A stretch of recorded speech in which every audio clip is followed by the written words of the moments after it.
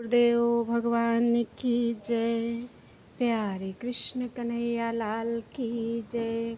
श्रीमद् भागवत महापुराण चतुर्थ स्कंध चल रहा है और आज है 19वां अध्याय। महाराज पृथु के 100 अश्वमेध यज्ञ। श्री मैत्रेय जी कहते हैं, विदुर जी, महाराज मनु के ब्रह्मावर्त क्षेत्र में जहाँ सरस्वती नदी पूर्व मुखी होकर बहती है, राजा पृथु ने 100 अश्वमेध यज्ञों की दीक्षा ली। यह देखकर भगवान इंद्र को विचार हुआ कि इस प्रकार तो पृथु के कर्म मेरे कर्मों की अपेक्षा भी बढ़ जाएंगे, इसलिए वे उनके यज्ञ महोत्सव को सहन न कर सके। महाराज पृथु के यज्ञ में सबके अंतरात्मा सर्वलोक पूज्य जगदीश्वर भगवान श्री हरि ने यज्ञेश्वर रूप से साक्षात दर्शन दिया था। उनके साथ ब्रह्मा, रुद्र तथा अपने अपने अनुचरों के सहित लोकपाल गण भी पधारे थे। उस समय गंधर्व, मुनि और अप्सराएं प्रभु की कीर्ति गा रहे थे।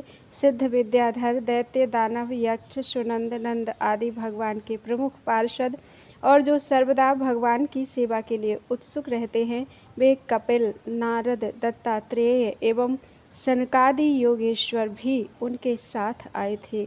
भारत, उस यज्ञ में यज्ञ सामग्रियों को देने वाली भूमि ने कामधेनु रूप होकर यजमान की सारी कामनाओं को पूर्ण किया था।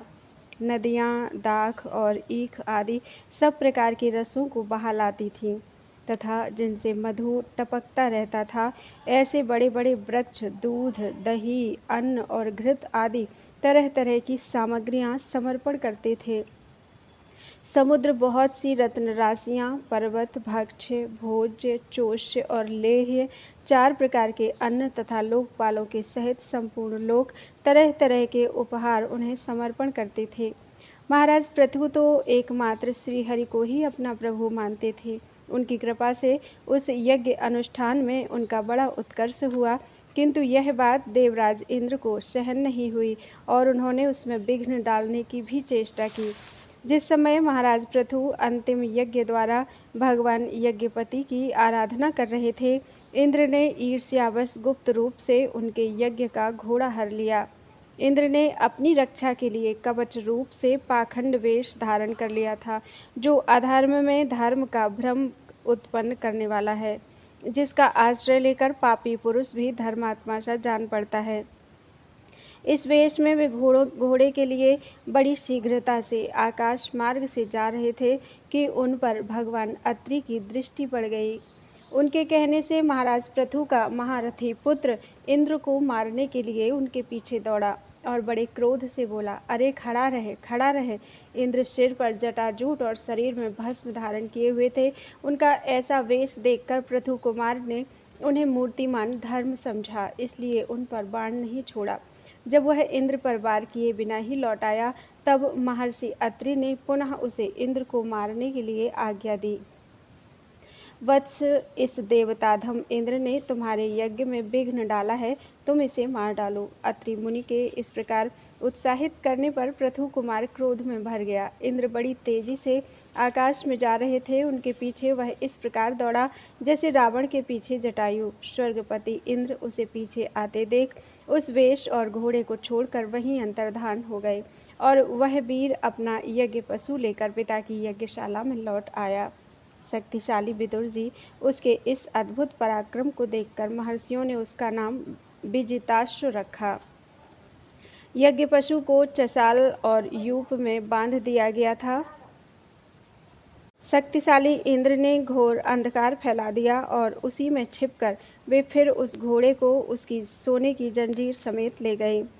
अत्रि मुनि ने फिर उन्हें आकाश में तेजी से जाते दिखा दिया, किंतु उनके पास कपाल और खटवांग देखकर पृथुपुत्र ने उनके मार्ग में कोई बाधा नहीं डाली।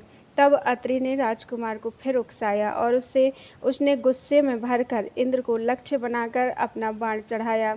यह देखते ही देवराज उस वेश और घोड़े को छोड़कर वहीं अंतर्धान हो गए। वीर विजिताश्व अपना घोड़ा लेकर पिता की यज्ञशाला में लौट आया। तब से इंद्र के उस निंदित वेश को मंदबुद्धि पुरुषों ने ग्रहण कर लिया। इंद्र ने अश्वहरण की इच्छा से जो जो रूप धारण किए थे, वे पाप के खंड होने के कारण पाखंड कहलाए। यहाँ खंड शब्द चिन्ह का वाचक है। इस प्रकार पृथु के यज्ञ का विध्वंस करने के लिए यज्ञ पशु को चुराते समय इंद्र ने जिन्हें कई बार ग्रहण करके त्यागा था, उस नग्न, रक्तांबर तथा कापालिक आदि पाखंड पूर्ण आचारों में मनुष्यों की बुद्धि प्रायः मोहित हो जाती है, क्योंकि ये नास्तिक मत देखने में सुंदर हैं और बड़ी बड़ी युक्तियों से अपने पक्ष का समर्थन करते हैं। वास्तव में ये उपधर्म मात्र हैं। लोग भ्रमवश धर्म मानकर इनमें आसक्त हो जाते हैं। इंद्र की इस कुचाल का पता लगने पर परम पराक्रमी महाराज पृथु को बड़ा क्रोध हुआ। उन्होंने अपना धनुष उठाकर उस पर बाण चढ़ाया। उस समय क्रोधावेश के कारण उनकी ओर देखा नहीं जाता था। जब ऋत्विजों ने देखा कि असह्य पराक्रमी महाराज पृथु इंद्र का वध करने के लिए तैयार हैं, तब उन्हें रोकते हुए कहा, राजन, आप तो बड़े बुद्धिमान हैं। यज्ञ दीक्षा ले लेने पर शास्त्र विहित यज्ञ पशु को छोड़कर और किसी का वध करना उचित नहीं है। इस यज्ञ कार्य में विघ्न डालने वाला आपका शत्रु इंद्र तो आपके सुयश से ही ईर्ष्यावश निस्तेज हो रहा है। हम अमोघ आवाहन मंत्रों द्वारा उसे यहीं बुला लेते हैं और बलात्कार से अग्नि में हवन किए देते हैं। विदुर जी यजमान से इस प्रकार सलाह करके उसके याजकों ने क्रोधपूर्वक इंद्र का आवाहन किया। वे श्रुवा द्वारा आहुति डालना ही चाहते थे कि ब्रह्मा जी ने वहां आकर उन्हें रोक दिया। वे बोले, याजकों, तुम्हें इंद्र का वध नहीं करना चाहिए। यह यज्ञ संगक इंद्र तो भगवान की ही मूर्ति है। तुम यज्ञ द्वारा जिन देवताओं की आराधना कर रहे हो, वे इंद्र के ही तो अंग हैं और उसे तुम यज्ञ द्वारा मारना चाहते हो। पृथु के इस यज्ञ अनुष्ठान में विघ्न डालने के लिए इंद्र ने जो पाखंड फैलाया है, वह धर्म का उच्छेदन करने वाला है। इस बात पर तुम ध्यान दो। अब उससे अधिक विरोध मत करो, नहीं तो वह और भी पाखंड मार्गों का प्रचार करेगा। अच्छा, परम यशस्वी महाराज पृथु के 99 ही यज्ञ रहने दो। फिर पृथु से कहा, राजन, आप तो मोक्ष धर्म के जानने वाले हैं, अतः अब आपको इन यज्ञ अनुष्ठानों की आवश्यकता नहीं है। आपका मंगल हो। आप और इंद्र दोनों ही पवित्र कीर्ति भगवान श्री हरि के शरीर हैं, इसलिए अपने ही स्वरूप भूत इंद्र के प्रति आपको क्रोध नहीं करना चाहिए। आपका यह यज्ञ निर्विघ्न समाप्त नहीं हुआ, इसके लिए आप चिंता न करें। हमारी बात आप आदरपूर्वक स्वीकार कीजिए। देखिए, जो मनुष्य विधाता के बिगाड़े हुए काम को बनाने का विचार करता है, उसका मन अत्यंत क्रोध में भरकर भयंकर मोह में फंस जाता है। बस इस यज्ञ को बंद कीजिए। इसी के कारण इंद्र के चलाए हुए पाखंडों से धर्म का नाश हो रहा है, क्योंकि देवताओं में बड़ा दुराग्रह होता है। जरा देखिए तो, जो इंद्र घोड़े को चुराकर आपके यज्ञ में विघ्न डाल रहा था, उसी के रचे हुए इन मनोहर पाखंडों की ओर सारी जनता खींची चली आ रही है। आप साक्षात विष्णु के अंश हैं। वे इनके दुराचार से धर्म लुप्त हो रहा था। उस समय समयोचित धर्म की रक्षा के लिए ही आपने उसके शरीर से अवतार लिया है। अतः प्रजापालक पृथु जी, अपने इस अवतार का उद्देश्य विचार कर आप भृगु आदि विश्व रचयिता मुनीश्वरों का संकल्प पूर्ण कीजिए। यह प्रचंड पाखंड पथरूप इंद्र की माया अधर्म की जननी है। आप इसे नष्ट कर डालिए। श्री मैत्रेय जी कहते हैं, लोक गुरु भगवान ब्रह्मा जी के इस प्रकार समझाने पर प्रबल पराक्रमी महाराज पृथु ने यज्ञ का आग्रह छोड़ दिया और इंद्र के साथ प्रीतिपूर्वक संधि भी कर ली। इसके पश्चात जब वे यज्ञांत स्नान करके निवृत्त हुए, तब उनके यज्ञों से तृप्त हुए देवताओं ने उन्हें अभीष्ट वर दिए। आदिराज पृथु ने अत्यंत श्रद्धापूर्वक ब्राह्मणों को दक्षिणाएं दी तथा ब्राह्मणों ने उनके सत्कार से संतुष्ट होकर उन्हें अमोघ आशीर्वाद दिए। वे कहने लगे, महाबाहो, आपके बुलाने से जो पितर, देवता, ऋषि और मनुष्य आदि आए थे, उन सभी का आपके दान मान से खूब सत्कार किया। बोलो वृंदावन बिहारी लाल की जय। 20वां अध्याय महाराज पृथु की यज्ञशाला में श्री विष्णु भगवान का प्रादुर्भाव। श्री मैत्रेय जी कहते हैं, विदुर जी, महाराज पृथु के 99 यज्ञों से यज्ञ भोक्ता यज्ञेश्वर भगवान विष्णु को भी बड़ा संतोष हुआ। उन्होंने इंद्र के सहित वहां उपस्थित होकर उनसे कहा। श्री भगवान ने कहा, राजन, इंद्र ने तुम्हारे 100 अश्वमेध पूरे करने के संकल्प में विघ्न डाला है। अब ये तुमसे क्षमा चाहते, तुम इन्हें क्षमा कर दो। नरदेव, जो श्रेष्ठ मानव साधु और सद्बुद्धि संपन्न होते हैं, वे दूसरे जीवों से द्रोह नहीं करते, क्योंकि यह शरीर ही आत्मा नहीं है। यदि तुम जैसे लोग भी मेरी माया से मोहित हो जाएं, तो समझना चाहिए कि बहुत दिनों तक की हुई ज्ञानी जनों की सेवा से केवल श्रम ही हाथ लगा। ज्ञानवान पुरुष इस शरीर को अविद्या, वासना और कर्मों का ही पुतला समझकर इसमें आसक्त नहीं होता। इस प्रकार जो इस शरीर में ही आसक्त नहीं है, वह विवेकी पुरुष इससे उत्पन्न हुए घर, पुत्र और धन आदि में भी किस प्रकार ममता रख सकता है। यह आत्मा एक शुद्ध, स्वयं प्रकाश, निर्गुण, गुणों का आश्रय स्थान, सर्वव्यापक, आवरण शून्य, सबका साक्षी एवं अन्य आत्मा से रहित है, अतएव शरीर से भिन्न है। जो पुरुष इस देह स्थित आत्मा को इस प्रकार शरीर से भिन्न जानता है, वह प्रकृति से संबंध रखते हुए भी उसके गुणों से लिप्त नहीं होता, क्योंकि उसकी स्थिति मुझ परमात्मा में रहती है।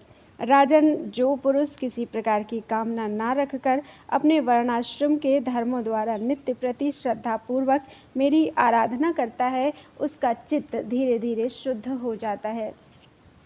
चित्त शुद्ध होने पर उसका विषयों से संबंध नहीं रहता, उसे तत्व ज्ञान की प्राप्ति हो जाती है। फिर तो वह मेरी समता रूप स्थिति को प्राप्त हो जाता है। यही परम शांति, ब्रह्म अथवा कैवल्य है। जो पुरुष यह जानता है कि शरीर, ज्ञान, क्रिया और मन का साक्षी होने पर भी कूटस्थ आत्मा उनसे निर्लिप्त ही रहता है, वह कल्याणमय मोक्षप्रद प्राप्त कर लेता है। राजन, गुण प्रवाह रूप आवागमन तो भूत, इंद्रिय, इंद्रियाभिमानी देवता और चिदाभास, इन सब की समष्टि रूप परिच्छिन्न लिंग शरीर का ही हुआ करता है। इसका सर्वसाक्षी आत्मा से कोई संबंध नहीं है। मुझ में दृढ़ अनुराग रखने वाले बुद्धिमान पुरुष संपत्ति और विपत्ति प्राप्त होने पर कभी हर्ष, शोक आदि विकारों के वशीभूत नहीं होते। इसलिए वीरवर, तुम उत्तम, मध्यम और अधम पुरुषों में समान भाव रखकर सुख दुख को भी एक सा समझो तथा मन और इंद्रियों को जीतकर मेरे ही द्वारा जुटाए हुए मंत्री आदि समस्त राजकीय पुरुषों की सहायता से संपूर्ण लोकों की रक्षा करो। राजा का कल्याण प्रजा पालन में ही है। इससे उसे परलोक में प्रजा के पुण्य का छठा भाग मिलता है। इसके विपरीत जो राजा प्रजा की रक्षा तो नहीं करता, किंतु उससे कर वसूल करता जाता है, उसका सारा पुण्य तो प्रजा छीन लेती है और बदले में उसे प्रजा के पाप का भागी होना पड़ता है। ऐसा विचार कर यदि तुम श्रेष्ठ ब्राह्मणों की सम्मति और पूर्व परंपरा से प्राप्त हुए धर्म को ही मुख्यतः अपना लो और कहीं भी आसक्त ना होकर इस पृथ्वी का न्यायपूर्वक पालन करते रहो, तो सब लोग तुमसे प्रेम करेंगे और कुछ ही दिनों में तुम्हें घर बैठे ही सनकादि सिद्धों के दर्शन होंगे। राजन, तुम्हारे गुणों ने और स्वभाव ने मुझको बस में कर लिया है, अतः तुम्हें जो इच्छा हो मुझसे वर मांग लो। उन क्षमा आदि गुणों से रहित यज्ञ, तप अथवा योग के द्वारा मुझको पाना सरल नहीं है।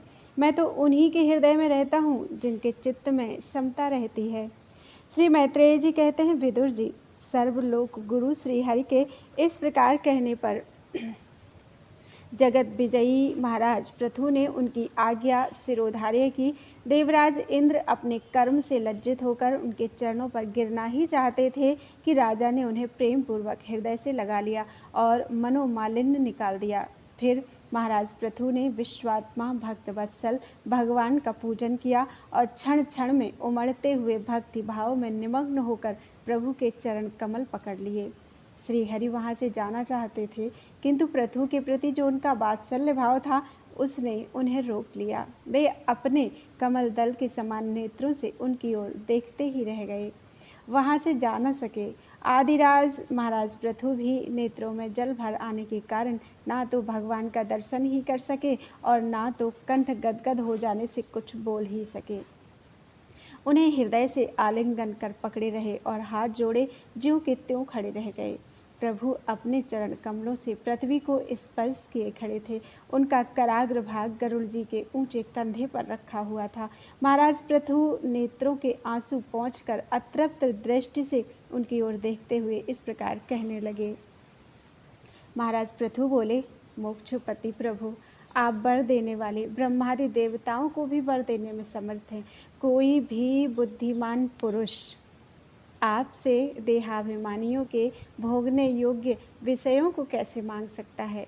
वे तो नारकी जीवों को भी मिलते ही हैं। अतः मैं इन तुच्छ विषयों को आपसे नहीं मांगता। मुझे तो उस मोक्ष पद की भी इच्छा नहीं है जिसमें महापुरुषों के हृदय से उनके मुख द्वारा निकला हुआ आपके चरण कमलों का मकरंद नहीं है, जहाँ आपकी कीर्ति कथा सुनने का सुख नहीं मिलता। इसलिए मेरी तो यही प्रार्थना है कि आप मुझे 10,000 कान दे दें, जिनसे मैं आपके लीला गुणों को सुनता ही रहूं। पुण्य कीर्ति प्रभु, आपके चरण कमल मकरंद रूपी अमृत कणों को लेकर महापुरुषों के मुख से जो वायु निकलती है, उसी में इतनी शक्ति होती है कि वह तत्व को भूले हुए हम कुयोगियों को पुनः तत्व ज्ञान करा देती है। अतएव हमें दूसरे वरों की कोई आवश्यकता नहीं है। उत्तम कीर्ति वाले प्रभु, सत्संग में आपके मंगलमय सुयस को दैववश एक बार भी सुन लेने पर कोई पशुबुद्धि पुरुष भले ही तृप्त हो जाए, गुणग्राही उसे कैसे छोड़ सकता है? सब प्रकार के पुरुषार्थों की सिद्धि के लिए स्वयं लक्ष्मी जी आपके सुयस को सुनना चाहती हैं। अब लक्ष्मी जी के समान मैं भी अत्यंत उत्सुकता से आप सर्वगुण धाम पुरुषोत्तम की सेवा ही करना चाहता हूँ, किंतु ऐसा न हो कि एक ही पति की सेवा प्राप्त करने की होड़ होने के कारण आपके चरणों में ही मन को एकाग्र करने वाले हम दोनों में कलह छिड़ जाए। जगदीश्वर जगत जननी लक्ष्मी के हृदय में मेरे प्रति विरोध भाव होने की संभावना तो है ही, क्योंकि जिस आपके सेवा कार्य में उनका अनुराग है, उसी के लिए मैं भी लालायत हूँ। किंतु आप दीनों पर दया करते हैं, उनके तुच्छ कर्मों को भी बहुत करके मानते हैं। इसलिए मुझे आशा है कि हमारे झगड़े में भी आप मेरा ही पक्ष लेंगे। आप तो अपने स्वरूप में ही रमण करते हैं। आपको भला लक्ष्मी जी से भी क्या लेना है? इसी से निष्काम महात्मा ज्ञान हो जाने के बाद भी आपका भजन करते हैं। आप में माया के कार्य, अहंकार आदि का सर्वथा अभाव है। भगवान, मुझे तो आपके चरण कमलों का निरंतर चिंतन करने के सिवा सत्पुरुषों का कोई और प्रयोजन ही नहीं जान पड़ता। मैं भी बिना किसी इच्छा के आपका भजन करता हूँ। आपने जो मुझसे कहा कि वर मांग, सो आपकी इस वाणी को तो मैं संसार को मोह में डालने वाली ही मानता हूँ। यही क्या, आपकी वेद रूपा वाणी ने भी तो जगत को बांध रखा है। यदि उस वेदवाणी रूप रस्सी से लोग बंधे न होते तो वे मोहवश सकाम कर्म क्यों करते? प्रभु, आपकी माया से ही मनुष्य अपने वास्तविक स्वरूप आपसे विमुख होकर अज्ञानवश अन्य स्त्री पुत्र आदि की इच्छा करता है। फिर भी जिस प्रकार पिता पुत्र की प्रार्थना की अपेक्षा न रखकर अपने आप ही पुत्र का कल्याण करता है, उसी प्रकार आप भी हमारी इच्छा की अपेक्षा ना करके हमारे हित के लिए स्वयं ही प्रयत्न करें। श्री मैत्रेय जी कहते हैं, आदिराज पृथु के इस प्रकार स्तुति करने पर सर्वसाक्षी श्रीहरि ने उनसे कहा, राजन, तुम्हारी मुझ में भक्ति हो। बड़े सौभाग्य की बात है कि तुम्हारा चित्त इस प्रकार मुझ में लगा हुआ है। ऐसा होने पर तो पुरुष सहज में ही मेरी उस माया को पार कर लेता है, जिसको छोड़ना या जिसके बंधन से छूटना अत्यंत कठिन है। अब तुम सावधानी से मेरी आज्ञा का पालन करते रहो। प्रजापालक नरेश, जो पुरुष मेरी आज्ञा का पालन करता है उसका सर्वत्र मंगल होता है। श्री मैत्रेय जी कहते हैं, विदुर जी, इस प्रकार भगवान ने राजर्षि पृथु के सार गर्भित वचनों का आदर किया। फिर पृथु ने उनकी पूजा की और प्रभु उन पर सब प्रकार कृपा कर वहाँ से चलने को तैयार हुए। महाराज पृथु ने वहाँ जो देवता, ऋषि, पितर, गंधर्व, सिद्ध, चारण, नाग, किन्नर, अप्सरा, मनुष्य और पक्षी आदि अनेक प्रकार के प्राणी एवं भगवान के पार्षद आए थे, उन सभी का भगवत बुद्धि से भक्तिपूर्वक वाणी और धन के द्वारा हाथ जोड़कर पूजन किया। इसके बाद वे सब अपने अपने स्थानों को चले गए। भगवान अच्युत भी राजा पृथु एवं उनके पुरोहितों का चित्त चुराते हुए अपने धाम को सिधारे। तदनंतर अपना स्वरूप दिखाकर अंतर्धान हुए। अव्यक्त स्वरूप देवाधिदेव भगवान को नमस्कार करके राजा पृथु भी अपनी राजधानी में चले आए। बोलो वृंदावन बिहारी लाल की जय। महाराज पृथु का अपनी प्रजा को उपदेश। श्री मैत्रेय जी कहते हैं, विदुर जी, उस समय महाराज पृथु का नगर सर्वत्र मोतियों की लड़ियों, फूलों की मालाओं, रंग बिरंगे वस्त्रों, सोने के दरवाजों और अत्यंत सुगंधित धूपों से सुशोभित था। उसकी गलियां, चौक और सड़कें चंदन और अरगजे के जल से सींच दी गई थीं तथा उसे पुष्प, अक्षत, फल, यवांकुर, खील और दीपक आदि मांगलिक द्रव्यों से सजाया गया था। वह ठौर ठौर पर रखे हुए फल फूल के गुच्छों से युक्त केले के खंभों और सुपारी के पौधों से बड़ा ही मनोहर जान पड़ता था तथा सब ओर आम आदि वृक्षों के नवीन पत्तों की बंधनवारों से विभूषित था। जब महाराज ने नगर में प्रवेश किया तब दीपक, उपहार और अनेक प्रकार की मांगलिक सामग्री लिए हुए प्रजाजनों ने तथा मनोहर कुंडलों से सुशोभित सुंदरी कन्याओं ने उनकी अगवानी की। शंख और दुंदुभी आदि बाजे बजने लगे, ऋत्विजगण वेद ध्वनि करने लगे, बंदी जनों ने स्तुति गान आरंभ किया। यह सब देख और सुनकर भी उन्हें किसी प्रकार का अहंकार नहीं हुआ। इस प्रकार वीरवर पृथु ने राजमहल में प्रवेश किया। मार्ग में जहाँ तहाँ पुरवासी और देशवासियों ने उनका अभिनंदन किया। परम यशस्वी महाराज ने भी उन्हें प्रसन्नतापूर्वक अभीष्ट वर देकर संतुष्ट किया। महाराज पृथु महापुरुष और सभी के पूजनीय थे। उन्होंने इसी प्रकार के अनेकों उदार कर्म करते हुए पृथ्वी का शासन किया और अंत में अपने विपुल यश का विस्तार कर भगवान का परम पद प्राप्त किया। सूत जी कहते हैं, मुनिवर सौनक जी, इस प्रकार भगवान मैत्रेय के मुख से आदिराज पृथु का अनेक प्रकार के गुणों से संपन्न और गुणवानों द्वारा प्रशंसित विस्तृत सुयश सुनकर परम भागवत विदुर जी ने उनका अभिनंदन करते हुए कहा। विदुर जी बोले, ब्राह्मणों ने पृथु का अभिषेक किया, समस्त देवताओं ने उन्हें उपहार दिए। उन्होंने अपनी भुजाओं में वैष्णव तेज को धारण किया और उससे पृथ्वी का दोहन किया। उनके उस पराक्रम के उच्छिष्ट रूप विषय भोगों से ही आज भी संपूर्ण राजा तथा लोकपालों के सहित समस्त लोक इच्छानुसार जीवन निर्वाह करते हैं। भला ऐसा कौन समझदार होगा जो उनकी पवित्र कीर्ति सुनना नहीं चाहेगा। अतः अभी भी आप मुझे उनके कुछ और भी पवित्र चरित्र सुनाइए।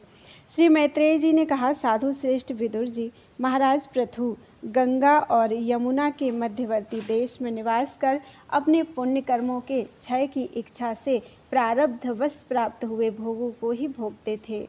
ब्राह्मण वंश और भगवान के संबंधी विष्णु भक्तों को छोड़कर उनका सातों द्वीपों के सभी पुरुषों पर अखंड एवं अबाध शासन था। एक बार उन्होंने एक महाक्षत्रिय की दीक्षा ली। उस समय वहाँ देवताओं, ब्रह्मर्षियों और राजर्षियों का बहुत बड़ा समाज एकत्र हुआ। उस समाज में महाराज पृथु ने उन पूजनीय अतिथियों का यथा योग्य सत्कार किया और फिर उस सभा में नक्षत्र मंडल में चंद्रमा के समान खड़े हो गए। उनका शरीर ऊंचा, भुजाएं भरी और विशाल, रंग गोरा, नेत्र कमल के समान सुंदर और अरुण वर्ण, नासिका सुघड़, मुख मनोहर, स्वरूप सौम्य, कंधे ऊंचे और मुस्कान से युक्त दंतपंक्ति सुंदर थी। उनकी छाती चौड़ी, कमर का पिछला भाग स्थूल और उदर पीपल के पत्ते के समान सुडौल तथा बल पड़े हुए होने से और भी सुंदर जान पड़ता था। नाभि भंवर के समान गंभीर थी, शरीर तेजस्वी था, जंघाएं सुवर्ण के समान देदीप्यमान थी तथा पैरों के पंजे उभरे हुए थे। उनके बाल बारीक, घुंघराले, काले और चिकने थे। गर्दन शंख के समान उतार चढ़ाव वाली तथा रेखाओं से युक्त थी और वे उत्तम बहुमूल्य धोती पहने और वैसी ही चादर ओढ़े थे। दीक्षा के नियमानुसार उन्होंने समस्त आभूषण उतार दिए थे। इसी से उनके शरीर के अंग प्रत्यंग की शोभा अपने स्वाभाविक रूप में स्पष्ट झलक रही थी। वे शरीर पर कृष्ण मृग का चर्म और हाथों में कुशा धारण किए हुए थे। इससे उनके शरीर की कांति और भी बढ़ गई थी। वे अपने सारे नित्य कृत्य यथाविधि संपन्न कर चुके थे। राजा पृथु ने मानो सारी सभा को हर्ष से सराबोर करते हुए अपने शीतल एवं स्नेहपूर्ण नेत्रों से चारों ओर देखा और फिर अपना भाषण प्रारंभ किया। उनका भाषण अत्यंत सुंदर, विचित्र पदों से युक्त, स्पष्ट, मधुर, गंभीर एवं निशंक था। मानो उस समय वे सबका उपकार करने के लिए अपने अनुभव का ही अनुवाद कर रहे थे। राजा पृथु ने कहा, सज्जनों, आपका कल्याण हो। आप महानुभाव जो यहाँ पधारे हैं, मेरी प्रार्थना सुने। जिज्ञासु पुरुषों को चाहिए कि संत समाज में अपने निश्चय का निवेदन करें। इस लोक में मुझे प्रजाजनों का शासन, उनकी रक्षा, उनकी आजीविका का प्रबंध तथा उन्हें अलग अलग अपनी मर्यादा में रखने के लिए राजा बनाया गया है। अतः इनका यथावत पालन करने से मुझे उन्हीं मनोरथ पूर्ण करने वाले लोगों की प्राप्ति होनी चाहिए जो वेदवादी मुनियों के मतानुसार संपूर्ण कर्मों के साक्षी श्रीहरि के प्रसन्न होने पर मिलते हैं। जो राजा प्रजा को धर्म मार्ग की शिक्षा ना देकर केवल उससे कर वसूल करने में लगा रहता है, वह केवल प्रजा के पाप का ही भागी होता है और अपने ऐश्वर्य से हाथ धो बैठता है। अतः प्रिय प्रजाजन, अपने इस राजा का परलोक में हित करने के लिए आप लोग परस्पर दोष दृष्टि छोड़कर हृदय से भगवान को याद रखते हुए अपने अपने कर्तव्य का पालन करते रहिए, क्योंकि आपका स्वार्थ भी इसी में है और इस प्रकार मुझ पर भी आपका बड़ा अनुग्रह होगा। विशुद्ध चित्त देवता, पितर और महर्षिगण, आप भी मेरी इस प्रार्थना का अनुमोदन कीजिए, क्योंकि कोई भी कर्म हो, मरने के अनंतर उसके कर्ता, उपदेष्टा और समर्थक को उसका समान फल मिलता है। माननीय सज्जनों, किन्हीं श्रेष्ठ महानुभावों के मत में तो कर्मों का फल देने वाले भगवान यज्ञपति ही हैं, क्योंकि इहलोक और परलोक दोनों ही जगह कोई कोई शरीर बड़े तेजोमय देखे जाते हैं। मनु, उत्तानपाद, महीपति ध्रुव, राजर्षि प्रियव्रत, हमारे दादा अंग तथा ब्रह्मा, शिव, प्रहलाद, बलि और इसी कोटि के अन्यान्य महानुभावों के मत में तो धर्म, अर्थ, काम, मोक्ष रूप चतुर्वर्ग तथा स्वर्ग और अपवर्ग के स्वाधीन नियामक कर्म फलदाता रूप से भगवान गदाधर की आवश्यकता है ही। इस विषय में तो केवल मृत्यु के दौहित्र बेन आदि कुछ सोचनीय और धर्म विमूढ़ लोगों का ही मतभेद है, अतः उसका कोई विशेष महत्व नहीं हो सकता। जिनके चरण कमलों की सेवा के लिए निरंतर बढ़ने वाली अभिलाषा उन्हीं के चरण नख से निकली हुई गंगा जी के समान संसार ताप से संतप्त जीवों के समस्त जन्मों के संचित मनोमल को तत्काल नष्ट कर देती है। जिनके चरण तल का आश्रय लेने वाला पुरुष सब प्रकार के मानसिक दोषों को धो डालता है तथा वैराग्य और तत्व साक्षात्कार रूप बल पाकर फिर इस दुखमय संसार चक्र में नहीं पड़ता, और जिसके चरण कमल सब प्रकार की कामनाओं को पूर्ण करने वाले हैं, उन प्रभु को आप लोग अपनी अपनी आजीविका के उपयोगी वर्णाश्रमोचित अध्यापन आदि कर्मों तथा ध्यान, स्तुति, पूजा आदि मानसिक, वाचिक एवं शारीरिक क्रियाओं के द्वारा भजें। हृदय में किसी प्रकार का कपट ना रखें तथा यह निश्चय रखें कि हमें अपने अपने अधिकारानुसार इसका फल अवश्य प्राप्त होगा। भगवान स्वरूपतः विशुद्ध विज्ञान घन और समस्त विशेषणों से रहित हैं, किंतु इस कर्म मार्ग में जौ, चावल आदि विविध द्रव्य, शुक्ल आदि गुण, अवघात अर्थात कूटना आदि क्रिया एवं मंत्रों के द्वारा और अर्थ, आशय अर्थात संकल्प, लिंग, पदार्थ, शक्ति तथा ज्योतिष्टोम आदि नामों से संपन्न होने वाले अनेक विशेषण युक्त यज्ञ के रूप में प्रकाशित होते हैं। जिस प्रकार एक ही अग्नि भिन्न भिन्न काष्ठों में उन्हीं के आकार आदि के अनुरूप भासती है, उसी प्रकार वे सर्वव्यापक प्रभु परम आनंद स्वरूप होते हुए भी प्रकृति, काल, वासना और अदृष्ट से उत्पन्न हुए शरीर में विषयाकार बनी हुई बुद्धि में स्थित होकर उन यज्ञ यागादि क्रियाओं के फल रूप से अनेक प्रकार के जान पड़ते हैं। अहो, इस पृथ्वी तल पर मेरे जो प्रजाजन यज्ञ भोक्ताओं के अधीश्वर सर्वगुरु श्री हरि का एक निष्ठ भाव से अपने अपने धर्मों के द्वारा निरंतर पूजन करते हैं, वे मुझ पर बड़ी कृपा करते हैं। सहनशीलता, तपस्या और ज्ञान इन विशिष्ट विभूतियों के कारण वैष्णव और ब्राह्मणों के वंश स्वभावतः ही उज्ज्वल होते हैं।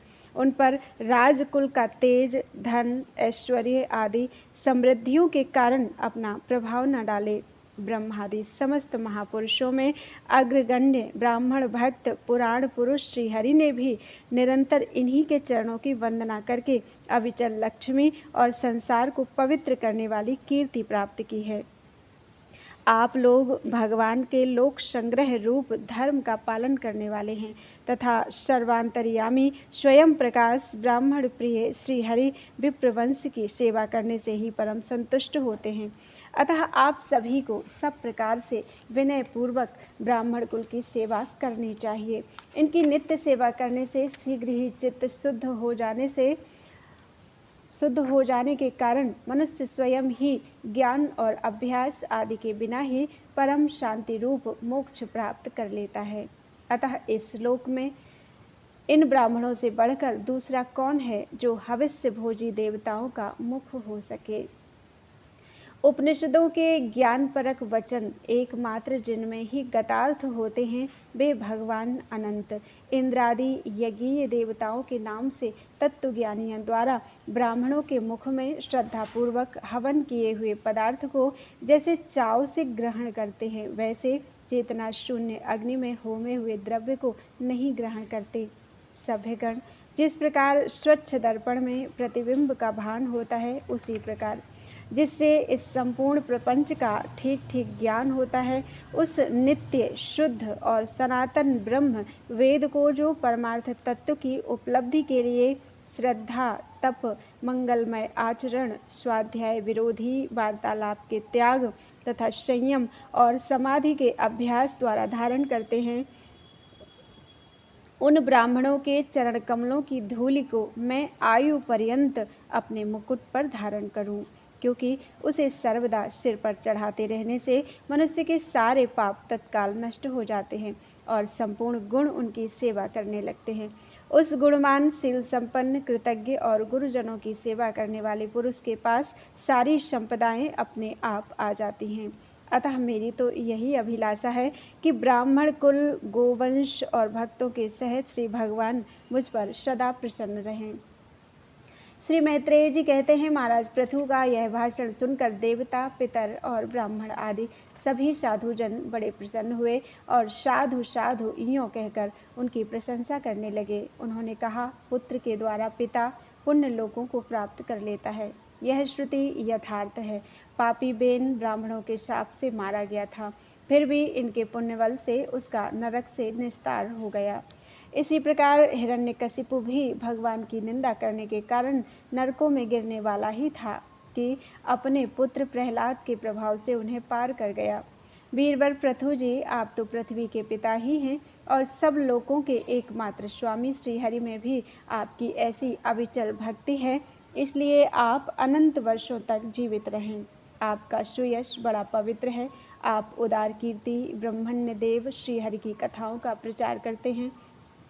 हमारा बड़ा सौभाग्य है, आज आपको अपने स्वामी के रूप में पाकर हम अपने को भगवान के ही राज्य में समझते हैं। स्वामिन, अपने आश्रितों को इस प्रकार का श्रेष्ठ उपदेश देना आपके लिए कोई आश्चर्य की बात नहीं है, क्योंकि अपनी प्रजा के ऊपर प्रेम रखना तो करुणामय महापुरुषों का स्वभाव ही होता है। हम लोग प्रारब्धवश विवेकहीन होकर संसार अरण्य में भटक रहे थे, सो प्रभु आज आपने हमें इस अज्ञान अंधकार के पार पहुंचा दिया। आप शुद्ध सत्यमय परम पुरुष हैं, जो ब्राह्मण जाति में प्रविष्ट होकर क्षत्रियों की और क्षत्रिय जाति में प्रविष्ट होकर ब्राह्मणों की तथा दोनों जातियों में प्रतिष्ठित होकर सारे जगत की रक्षा करते हैं। हमारा आपको नमस्कार है। बोलो वृंदावन बिहारी लाल की जय। त्वदीयं वस्तु गोविंदम तुभ्यमेव समर्पितम्।